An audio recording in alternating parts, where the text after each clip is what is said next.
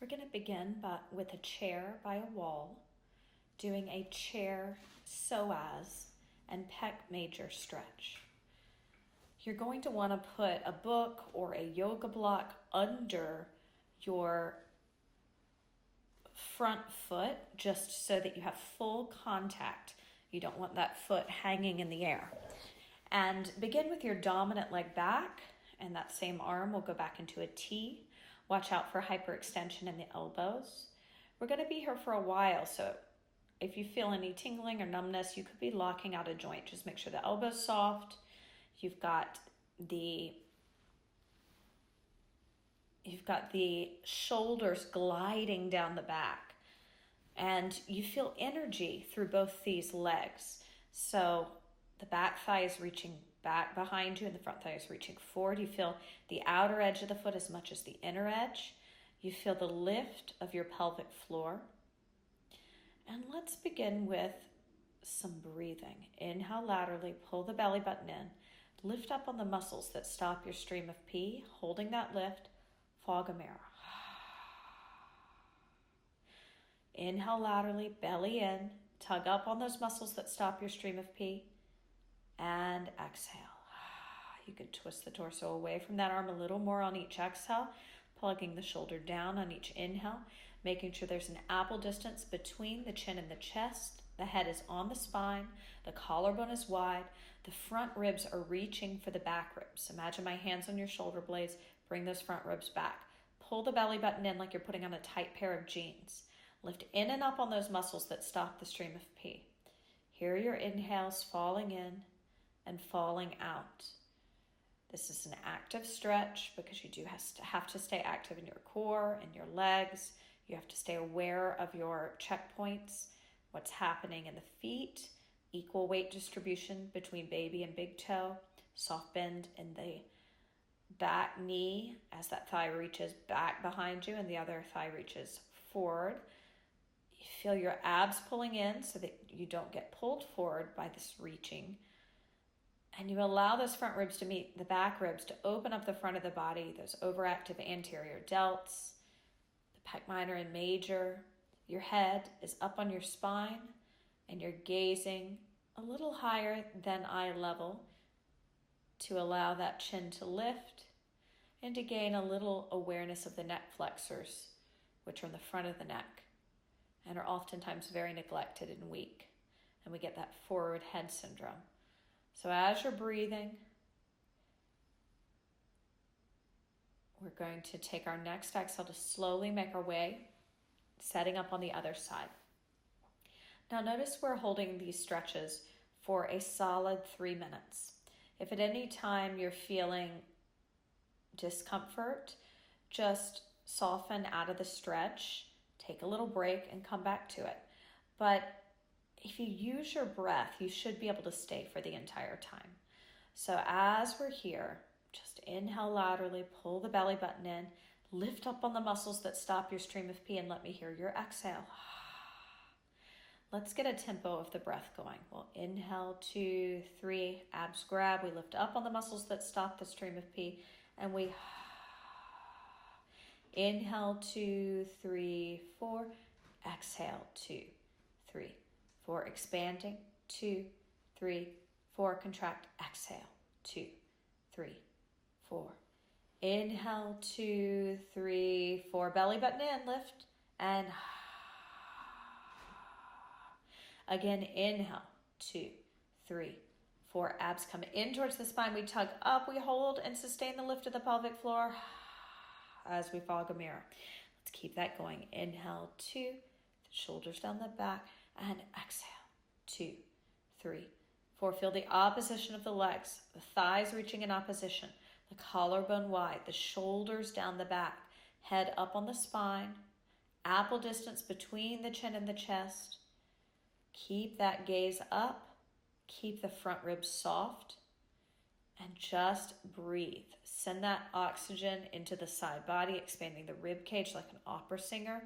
Pull the belly button in deeply towards your spine. Lift up on those muscles that stop your stream of pee. Sustain that lift. Fog a mirror. As you exhale that air out. Excellent. Inhale, 2, 3, 4, belly in, lift up. On, and that's an internal lift on the pelvic floor, like you're stopping your stream of pee. You sustain that. Fog of mirror. So I want you to sustain that internal lift for the entire duration of your exhale. So at no point should you push the belly out. You can only allow that belly and that lower abdomen to relax once you have exhaled all the air out and you have held that lift the entire time. So we inhale laterally, abs in, lift up, and fog a mirror as you sustain the lift and the pull in action of the abdomen. Inhale, belly button in, contract. Exhale as you twist deeper into that pec major stretch. Watch out for locking out in the elbow. Keep it nice and soft. Inhale. Each time you inhale, plug those shoulders down the back, widen the collarbone. On your next exhale, we're going to make our way down. Well, we'll make our way first to a stretch for our quadriceps. So we're going to start with a standing quadricep stretch by the wall. Go ahead and put your heavy sleep band around your thighs, dorsiflex, and stand on your dominant leg first, kicking your non-dominant heel towards your butt, and we'll drive that thigh back. As you stand here, keep your hips square. The bony protrusions of the hips are shining like headlights in front of you. Your supporting knee is softly bent. Your belly is pulling in. Tug in and up on those muscles that stop your stream of pee. You may feel a burn in the outer hip of your standing leg. That's okay. That's to be expected. And it's going to shape the outer glute. Watch out for the rib cage pushing forward. Imagine my hands on your shoulder blades. Bring the back ribs to meet the shoulder blades, or think about the front ribs meeting the back ribs. And at the same time, gliding the shoulder blades together and the shoulders down the back. All of these things will help you not over-recruit those overactive pecs. So since we're driving the thigh back to stretch out the overactive quadricep, we just want to counter that with a deep lift of the pelvic floor, because taking our leg behind us throws us into extension in the lumbar. And we want to avoid extension because that is our typical position with lordosis. So tug in and up on those muscles that stop your stream of pee so that you're not overarching your low back. You want to try to keep your pelvis semi-neutral as you drive the thigh back. You're going to have to really feel that opposition of the pelvic floor lifting up as the thigh drives back in opposition. It's a negotiation between the body. Collarbone wide, shoulders gliding down, focus up eye level. This is a posture if you can take your hand off the wall and make it a balanced posture, but for today, let's use the wall and make it about stretching this quadricep, this overactive area out. Now, it's important to dorsiflex the foot as you're here, the foot of the lifted leg. That will keep the knee safe. And we have the band just so that we can keep our legs nice and hip distance apart and feel the outside of the thigh staying active. That'll keep our knees safe and help us rebalance the body out for better movement patterns. Inhale, draw your abs in, and as you exhale, let's turn around, making our way to the second side. So this time, inhale, exhale, kick the heel towards your butt, and grab the outer ankle, dorsiflexing the foot. Keep a soft bend in your supporting knee.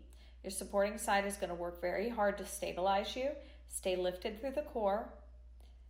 Watch out for rolling in on the supporting leg's foot. So feel the outer edge of the foot as much as the inner edge. And then focus on your breath. Inhale to glide the shoulders down and pull the abs in. Exhale to guide the thigh back, deepening the stretch. As you pull your pelvic floor muscles in and up, the thigh goes back in opposition. They're going up, the thigh is going back. The supporting knee is always soft. The knee of the leg you're standing on. The outer edge of the foot is active. Your focus is up, eye level. There's an apple distance between your chin and your chest. This is a great exercise because it builds tremendous strength in the hips, and that is excellent for injury prevention and sports enhancement. But it also forces you to really work those lower pelvic floor muscles. So let's breathe together. It's important you do your TVA contraction breathing here. And why is that? Because we're forced into more of a lordotic position when we stretch our thighs this way. So we have to counter that with a deep lift of the lower abdominals. Inhale laterally, and then suck your navel in towards your spine like you're putting on a tight pair of jeans. Hold it in. Lift up on those muscles that stop your stream of pee and sustain that lift and pull in action for the entire duration of your exhale. You'll feel an internal burn as you keep the abs pulled in and the pelvic floor muscles lifted up and you're exhaling. So it's a lot to think about. Let's make our focus really engaging the TVA as we stretch to keep our back safe and to strengthen our core, to improve our ab strength so that our flexibility can continue to increase in the areas that it's tight. And we also can work in a safer fashion. Inhale, abs in, contract, exhale, the thigh goes back, the pelvic floor muscles tug up, and your inhale, shoulders glide down the back, belly button in, deep lift of the pelvic floor, fog that mirror, Darth Vader. Again, inhale, belly button in, deep lift in and up with those pelvic floor muscles. Where's your focus? Keep it up eye level. Front ribs reaching for the back ribs. Belly button pulling in towards the spine. And let's take off this band. We're now going to move into a lying position, supine on our foam roller. We're going to take our arms into cactus. And we're just going to hold cactus here. As we're holding cactus, we're going to keep our eyes closed, making sure first that our elbows are in the same plane as our shoulders. Palms are facing up and you're creating this goalpost or cactus position. And your pelvic position is neutral. You're not overarching your low back, so you can take one hand, slide it under the low back, see what's happening. Try to neutralize it by tipping your pelvis in a position where you can only have one hand under the low back. This will be better for your back and help you strengthen those weak ab muscles at the same time. Holding this cactus, inhale. Allow the front ribs to soften in towards the roller. And as they do, guide the shoulders down the back. Keep your eyes closed. Inhale, pull the navel in, lift up on the muscles that stop your stream of pee, fog a mirror. As you breathe, keep the awareness on the rib cage, front ribs meeting the back ribs, shoulder blades pinching the foam roller, shoulders guide your shoulders to glide down your back. And watch out for your legs kind of falling out to the side. Make sure the outer edge of the feet are active as much as the inner edge, and vice versa. The thighs are actively reaching forward in front of you. Feet are on the ground. Legs are hip distance apart. But you do want to send energy in opposite directions because that helps with stability. And we are on a stability device. So what do I mean by that? The thighs are reaching towards the wall in front of you while the pelvic floor is reaching up towards the crown of the head. This will hold you nice and steady on the roller. You can tuck your pelvis under even, working on pelvic flexion to turn off the front of the thighs and overactive hip flexors. Arms are still in cactus. We're opening up the pec minor, a posturally tight area that causes kyphosis and can get tight due to repetitive motions using computers, phones, reading, anything where you're holding something out in front of you, breastfeeding. Okay, so from here, inhale, pull your abs in, Tug in and up on the muscles that stop your stream of pee. And let's exhale to come off the roller. From here, we're going to make our way to a wall, bringing our legs up the wall. We'll need to grab our lightest Theraband, and we're just going to bring our arms to a T, holding them out over the chest, pulling out of that band, taking the legs into this nice deep adductor stretch. At the same time, when we pull out, we're reminding our front body to try to reach for our back body and our shoulder blades and back ribs and backs of arms to really press into the floor like they're trying to create an imprint. And the legs, keep the knees soft. The feet can be relaxed or a little flexed.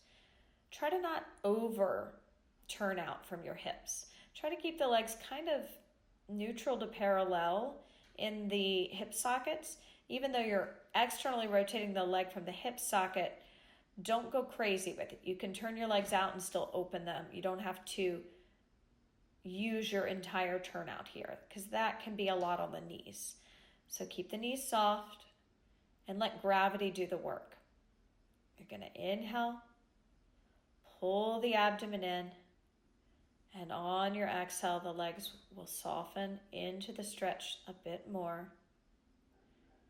Inhaling, allow for that to happen.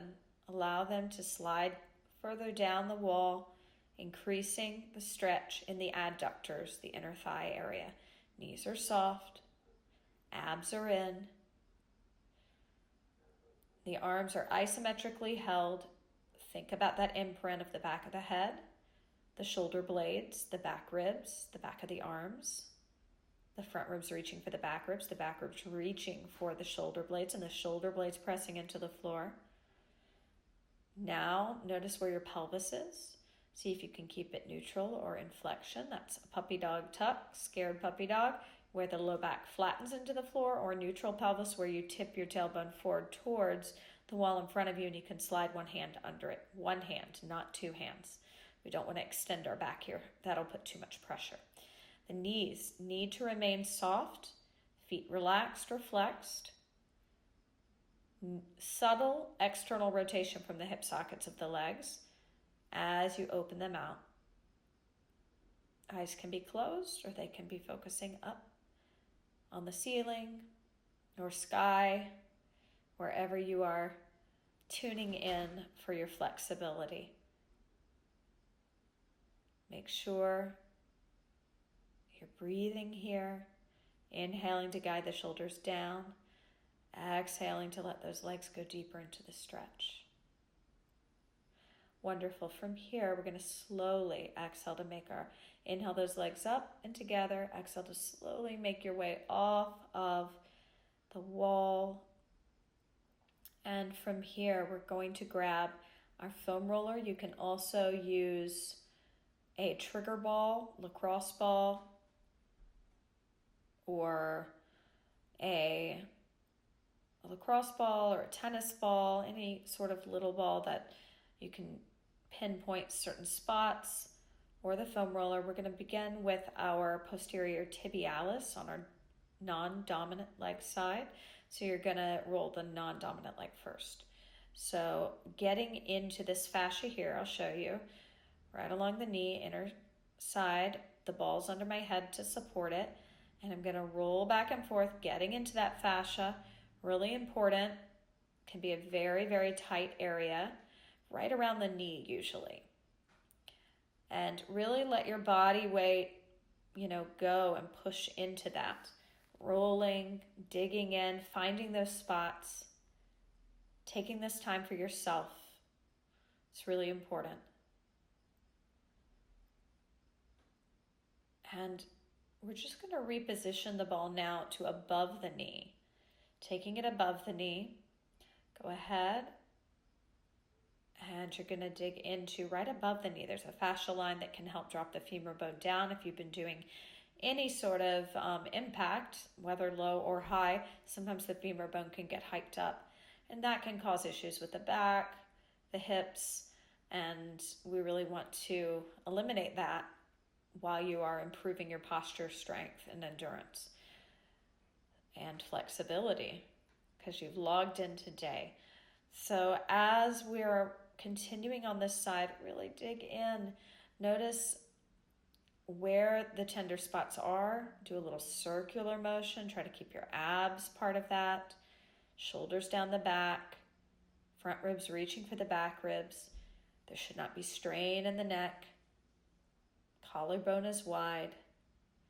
We're just breathing. We're just doing self-myofascial release, which helps to stimulate and open up muscle fibers that are really knotted and tight, and this increases your range of motion.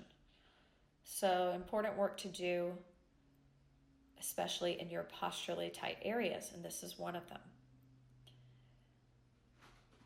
Deep stretching is held for an entire 3 minutes in chosen posturally tight areas. It's a great way to really jumpstart your flexibility. Go ahead and set up on your dominant side. We'll be here a little longer, beginning at the posterior tibialis below the knee, getting into that fascia, really working your way around into that tissue. Be mindful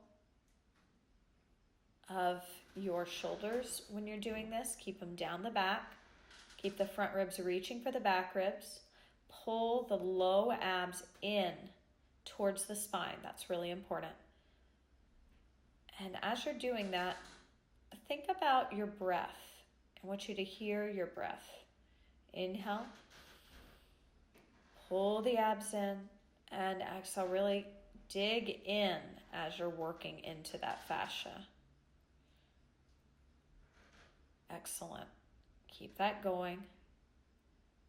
Now the side may be much more tender than the other because it's your dominant side.